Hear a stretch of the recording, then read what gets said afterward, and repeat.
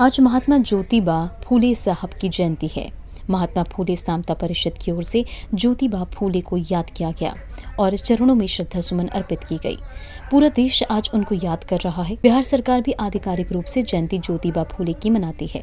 देश के collegium system बदलने के लिए समता परिषद की ओर से कार्यक्रम आयोजित होता है और इसको एक अभियान के रूप में आने वाले दिनों में लाया जाएगा।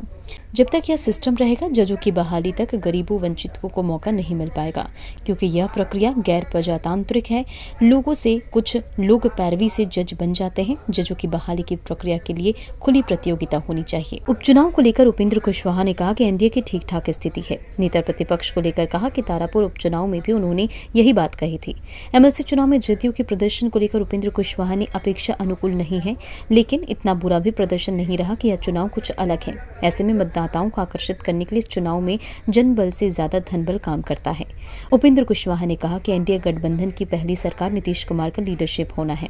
जब तक एनडीए रहेगी तब तक मुख्यमंत्री नीतीश कुमार ही लीडर रहेंगे। नीतीश कुमार के दिल्ली जाने को कहा कि मुख्यमंत्री नीतीश कुमार हैं और रहेंगे। जनसंख्या नियंत्रण सरकार कानून बनाकर नहीं कर सकती। महिलाओं को प्रशिक्षित कर जनसंख्या नियंत्रण किया जा सकता है। सूचना है यह, जहाँ जहाँ मुस्लिम बाहुल्य जो प्रदेश है, आप देख लीजिए वहाँ की आबादी कहाँ बढ़ रही है। केरल की आबादी देख लीजिए कहाँ बढ़ रही है। यह तो भ्रामक प्रचार किया जा रहा है कि उनकी आबादी बढ़ रही है। कहीं से उनकी आबादी नहीं बढ़ रही। हाँ, आबादी देश की बढ़ रही है, उसमें कोई धर्म विशेष की आबादी बढ़ रही हो ऐसा नहीं है। हाँ, देश की आबादी बढ़ रही है, जनसंख्या बढ़ रही है, तो निश्चित रूप से एक चिंता का विषय बनता है।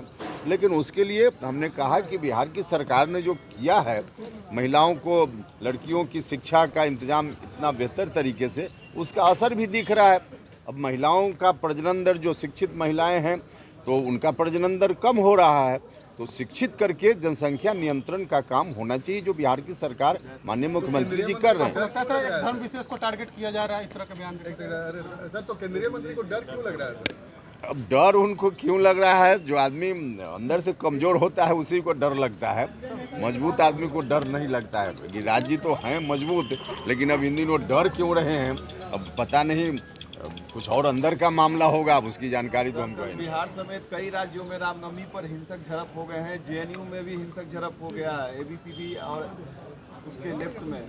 तो वहाँ झड़प अगर हुआ है दिल्ली में, तो वहाँ जो पुलिस के लोग हैं, प्रशासन के लोग हैं, उनको देखना है।